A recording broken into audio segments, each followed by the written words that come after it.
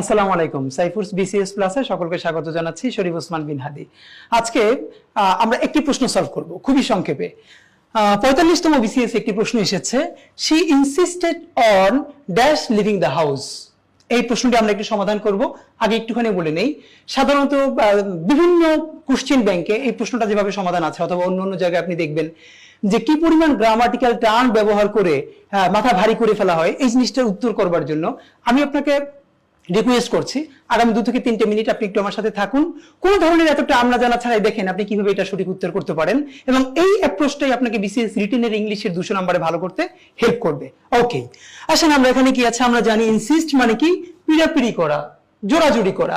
সে insisted, সে জোরাজুরি করেছিল on living the house, মানে বাড়ি ছেড়ে যেতে, ঘর ছেড়ে যেতে সে কি করেছিল? জোরাজুরি করেছিল। কার উপর? একজনের উপর। সুন্দর বাংলাটাকে বলি, তার বাড়ি ছেড়ে যাওয়ার জন্য সে কি করেছিল? জোরাজুরি করেছিল। এইবার একটা কথা খেয়াল করি, কি কি অপশনে আছে। এখানে লিভিং এর সাথে আইএনজি আছে, মানে লিভিং আছে। একটা একটা করে পড়ি। সে insisted on he living, him living, himself living, his living. আগে 20 সেকেন্ডে বলি, সবাই যেভাবে এটা পড়াতে চায় আপনাকে মাথা খারাপ করে ফেলবে। আপনাকে বলবে হি হলো একটি সাবজেক্ট প্রোনাউন, হিম হলো অবজেক্ট প্রোনাউন, হিমসেলফ হলো একটি রিফ্লেক্সিভ প্রোনাউন, হিজ হলো পজেসিভ। আপনি এই নামগুলো শুনতে শুনতে অসুস্থ হয়ে যাবেন, কিন্তু আপনার কোনো স্কিল বাড়বে না। এবার খেয়াল করেন, এই একটি নাম জানা ছাড়াও আপনি এটা শুদ্ধ কিভাবে করতে পারেন, একটু আমার সাথে হেল্প করেন। আপনার আরেকটা যেটা বলবে, এখানে লিভিং এর সাথে আইএনজি আছে, সুতরাং আইএনজির পূর্বে কোন প্রোনাউন হবে? এটা না বলে আমি আপনার সাথে একটু বাংলা বলি, আপনি আমার সাথে বাসা বসে ইংলিশ বলবেন। আমি বললাম কি, যেমন লেখা ইংরেজি কি? রাইট। তাহলে আমি যদি বলি আমার লেখা, ইংরেজি কি বলেন তো? আপনি কি বলেন?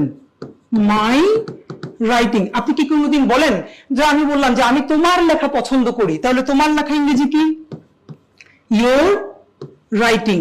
তাহলে বলি যদি তার লেখা, কি বলি? His writing. এবার একটু আপনি খেয়াল করেন তো, আমি যদি আপনাকে বলি আমি তোমার লেখা পছন্দ করি, আমি কি কোনোদিন বলি আই লাইক ইউ রাইটিং? অথবা আই লাইক যে কিছু বলি, আপনি বলে কি I like your writing, I like his writing. তাহলে আমার লেখা মাই রাইটিং, তোমার লেখা ইউর রাইটিং, তার লেখা হিজ রাইটিং। একইভাবে যদি বলি আমার যাওয়া মাই গোয়িং, তোমার যাওয়া ইউর গোয়িং, তার যাওয়া হিজ গোয়িং। তাহলে তার যাওয়া ইংরেজি কি? এই যে he is going, he is living. এখন আপনি যদি বাংলা অর্থ বুঝে ইংলিশটা পড়তে পারতেন, তাহলে দেখেন আমি আপনাকে বলবো না subject pronoun, object pronoun, reflexive pronoun, এইটা পজেসিভ, কিচ্ছু না। এবার দেখেন আপনি যদি এই রুলটা ছাড়াও ছোটবেলা থেকে শুদ্ধ বলতেন, যেমন আপনি বলতেন যে আমি তোমার লেখা পছন্দ করি, আই লাইক ইউর রাইটিং। এখন আমি যদি আপনাকে বলতে চাই ইউর রাইটিং হলো একটা আইএনজি, তার আগে হবে পজেসিভ, পজেসিভটা হলো ইউর, আপনার কোনো উপকারে আসবে না। এটা ছাড়াই বরং আমি এবার যদি আপনাকে এরকম 10টা বাক্য পড়াই, সেটা আপনার উপকারে আসবে। তাহলে যদি বলি she insisted on his leaving the house, সে কি করলো? তার বাড়ি ছাড়ার ব্যাপারে জোরাজুরি করলো। তাহলে এই বাক্যটা দিয়ে আরো 2টো বাক্য বানাই। সে আমার লেখালেখির ব্যাপারে খুব জোরাজুরি করলো, he insisted on my writing. তোমার ঘুমানোর জন্য সে খুব করলো, জোর করলো, she insisted on your sleeping. তাহলে she insisted on his leaving. যে কথাটা বলতে চাই, ইংরেজি বাক্যের অর্থ বোঝাই আসল ব্যাপার, যেটা আমাদের সাইফুরসের মোটো। তো সর্বশেষ যেটা বলছি, এরকম ট্র্যাডিশনাল গ্রামার না পড়ে, শব্দের অর্থ, বাক্যের অর্থ বুঝে বুঝে পড়ে আমরা সাইফুরসে বিসিএস এর ইংলিশ পড়ানোর চেষ্টা করি। ঠিক এইভাবে 30টি ক্লাসে বিসিএস এ আপনি 30 মার্কস ইংলিশে 30-এর বেশি পাবেন, এই গ্যারান্টি কোর্স নিয়ে আমরা সাইফুরসে একটি প্রোগ্রাম শুরু করেছি। নাম হলো BCS English program, special English programme.